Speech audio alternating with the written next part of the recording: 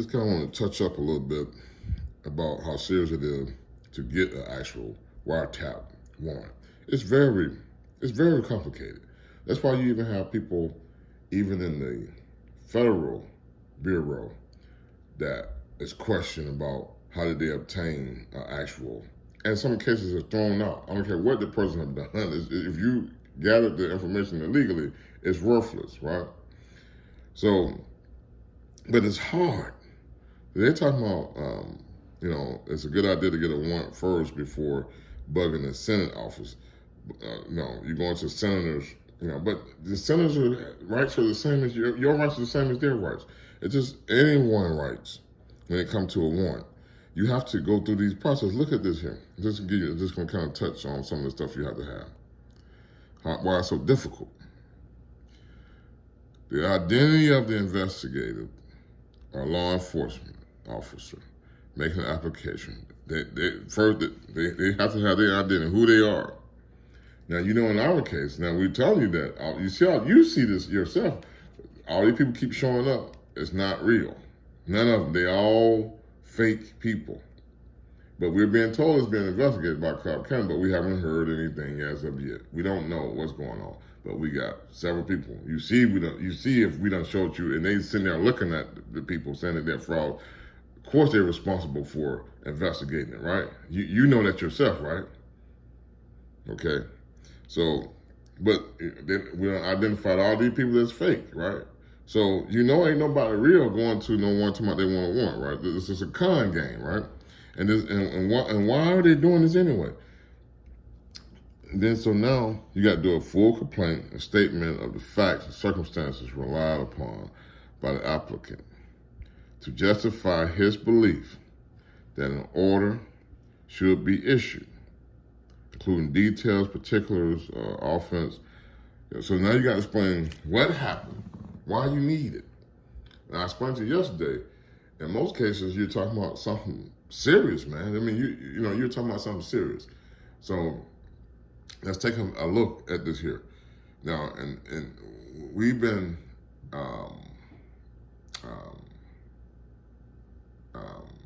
in two different courts. We've been in the state court, which we told you that lawsuit was basically a terrorism lawsuit, where a person come in demanding all type of information and different things like that, and doing it just to shame you, embarrass you. But it could turn out to be more than that, right? It can be more than that when it's not true, right? So again, in Georgia law, every attorney shall have an attorney lien for attorney fees. In our case, the attorney have no attorney lien. So attorney lien would be lien on money. Okay, we paid them. So, lien on property. There's no lien on our property. Lien on some type of automobiles or something like that. No lien on our automobiles. The attorney don't have a lien. So without a lien, and the reason you shall have a lien, and you look up the word shall in the law, it means, well, it's just like God word. God word shall mean must for God. That's what God is saying. When you hear God say shall, he's saying must. Must. That must means there's no ifs, ands, or buts about it. It cannot be changed, altered, or not. Must. Shall. Must. Mandatory. You must have a attorney lien. Without attorney lien, you can't get a valid judgment. You can get a judgment. A judge can give you a judgment, but don't mean it's valid, right? You understand? Just because you see a judge give you something don't mean it's valid, right? People got to understand that. Judges do stuff that's not right all the time, right? They're only human, right? So, to have a valid judgment, the word valid, not a judgment, valid judgment. See, there's a judgment, then there's a valid judgment. To have a valid judgment, you have to have an attorney lien. So if you don't have an attorney lien, then that's how you know why the person can't collect on them, because it's not valid. That's why they can't collect, right? That's why, okay? because it's not valid, right? Because if you got a lien on something, you don't need to argue with me anymore, right? You got a lien on it, you got yours, right? Okay? So you see in the state court, there's no reason for no one to be saying anything that George Nina is doing. So you don't have no valid reason for no judge to give you any warrant or anything. Now in the federal court, we was in the court with State Farm. You know, we had major issues, right? But it ended up now, this attorney is claiming that the 11th Circuit Court ordered mediation. That's what they're claiming, right? So if they're claiming that, so you see, so where's there an investigation in that point, right? So you see, what court is what judge would be ordering this, right? Now, we done showed you all these people out here that's coming to our house. Now you got to wonder, why is the mail, why are you under attack from all these people that's pretending to be mail carriers and all this crazy stuff, right? Well, there's a reason for that, right? Now, because we done said, George and Nina have said there is a man riding around in a mail truck that's black, and he's pretending to be a white man, right? And he's not a real mail carrier, right? Now, let me give you just a glimpse of what I was dealing with my business, because a lot of people out here asking, you know, is your business still good and this and that and this. You see this here? Hello, Mark, Are you there? See, because clearly I'm not answering. You know why? Because I'm being pranked. I'm receiving these type of texts and emails and phone calls daily while I'm trying to work. I'm out at a customer. I couldn't have been at your house. I'm trying to work, and this is what I'm receiving. Then I said, I don't know you. Then they repeat the same thing. Now, there is a Mark that I know that was an attorney on the case that we whistleblowed on, right? So that's why I'm not responding, because I believe that I'm being harassed, right? So I'm receiving these pranks all day. So clearly someone is out here trying to destroy my business. They're talking about my business. Do you accept credit cards? I want you to do my flooring in my house, right? So someone's out here trying to sabotage my business, right? Clearly, right? That's clearly the motive here, right? To sabotage my business, right? So now I explained to you how I was talking to a friend, and the friend was telling me, I was telling a friend that bought this same stuff, that all these crazy messages I'm receiving, I feel like something's going on. You know, someone's trying to sabotage me, and you know, and it was probably based on this case that we whistleblowed on years ago, and I believe these people are back to try to knock my family off. And when I hang up from him, I'm talking about a particular customer that I gave an estimate, I was referred to, when they referred them to me. And when I went and done the estimate, it didn't work out because at the end, I couldn't get the customer to agree to allow me to talk with the insurance adjuster. So they just refused to do that. And then, in fact, even went and discussed some information with the adjuster and told me, well, I did it for you.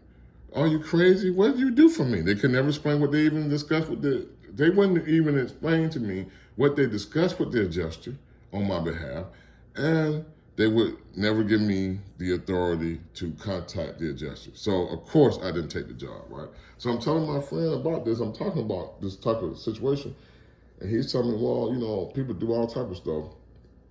like, for instance, they'll get you to do an estimate, then they'll use your estimate and call the insurance company. You don't do the job. Call the insurance companies, and then they'll use your estimate. So they got me thinking after he said that. Now that sounds crazy, because that sounds like what just happened. That's what I'm thinking when he told me this. Now he on the phone talking to me, and as soon as we hang up, about maybe 15, 20, 30 minutes later, I receive another text. I receive a text from appears to be his phone number. But then that's accused me of what I was just telling him about the young lady told me that when I went into her house, when I met her to do the estimate, she told me that she was out of town for the weekend. She came home, the house was totally flooded, water running down the sidewalk, everything. When we was talking, we was in the bathroom. She showed me this is where the pipe burst at. Now she said the word burst. She didn't say anything about cut. She said burst. And I said, okay. So, of course, when she said it, I looked at the pipe, right? Of course, right? She said burst, I looked at the pipe. When I looked at the pipe was clean cut, right? Didn't look like a burst to me, looked like a clean cut, right? So, I'm telling my friend about this. When I hang up the phone, like I said, 15, 20, 30 minutes later, I get a text, and the text say, but you cut the customer pipe and walked off. Why did you do that? So, of course, I'm going crazy. I'm thinking my friend, I'm like, what are you talking about, man? You're absolutely crazy. Then I get him on the phone, and he said, no, that wasn't me. I didn't say that. He said, I didn't say that. Let me see, can I find this message? Just give you another thing of how I'm being harassed. You see that? The same hello, George, and they keep repeating it. You see, there's a maniac out here, right? Who's trying to destroy my business, want to frame me. You see this? So for those who keep asking me about my business, hello, you see, I'm being stalked, right? Here go the person talking about their OIG. Hello, the same person. My name is, I'm a special agent. The same person with this hello crap, right? Everything they answer is hello. It's funny to them. It's funny to them, right? This is their calling card, right?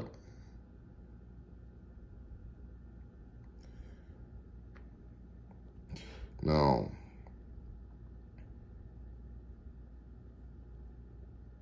so next, but anyway, what happened is my friend tells me, they say I cut the pipe, and then he sends me a message, and he asks me, which again, I believe I'm talking to him. You see what I'm saying? See, but you cut the homeowner's pipe and left. Why would you do that? So of course I'm going crazy after receive that message, right? So I'm like, man, what are you talking about? Why are you accusing me of something like that? Where is this coming from? Then of course, when I get him on the phone, this is our next conversation. This is him telling me, give me a call. Then I say, I will record the conversation. Are you okay with that? Please do. So you see, he gave me the approval to record the conversation. When I record the conversation, what do we talk about? He swear up and down that was not him texting me that. He don't know how that happened. He had nothing to do with it. His phone was spoofed. Someone is in his phone, but it's not him. I asked him, what is your family? Anyone in your house got your phone? No. No one have my phone. I didn't send you that message. In fact, I had to send him the message because he said he don't have it, right? So I sent him what it was said. He said that wasn't him. So the thing about it is, how is this person? So clearly the person is listening in on our conversation. And so here's the job I'm talking about, where the person is telling me that they want me to come and do, I referred to me, they want me to come and get them an estimate because their house was flooded. But now, this person now is saying that I did the damage. So clearly you see someone's out here to sabotage my property. And back to that warrant thing. Now listen at this. And now we have come to determine that this guy here actually came to our house, said that he was a post inspector. Come in.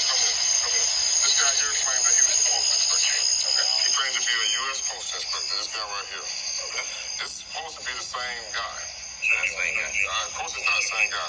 But this is the badge he wore. He had an ID, actually. And then he's standing here talking to us, saying he's a post inspector. But this is his picture. He's saying this is the same person. Yeah, it's not the same guy. That guy looks kind of Hispanic, and that guy looks straight up white. Yeah. All right. Let me get you a case number, then Okay. So you heard for yourself right there, the cop kind of have identified this man as a fake, right? So you know they got to do some investigation. You know they got to turn this over to the post inspector, right? They have a duty to do this, right? There's no way for them not to do this, right? You know that yourself, right?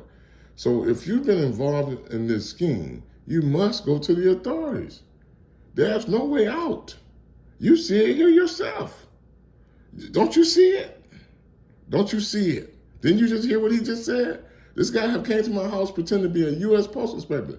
So clearly, the people that's doing the fraud, the ones that should be after, the ones who need the damn wiretap is these people, right?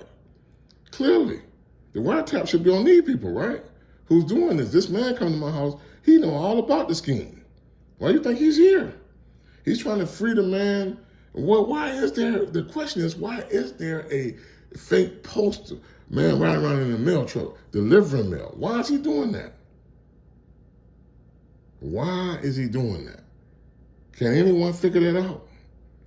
Why is there a fake man riding around in a mail truck? And that fake man have made it to where the people who's running the con game, then they got to introduce another person. Another man got to come now and pretend to be a post inspector to get him out, right? It just keep going. Then they got to introduce a OIG person.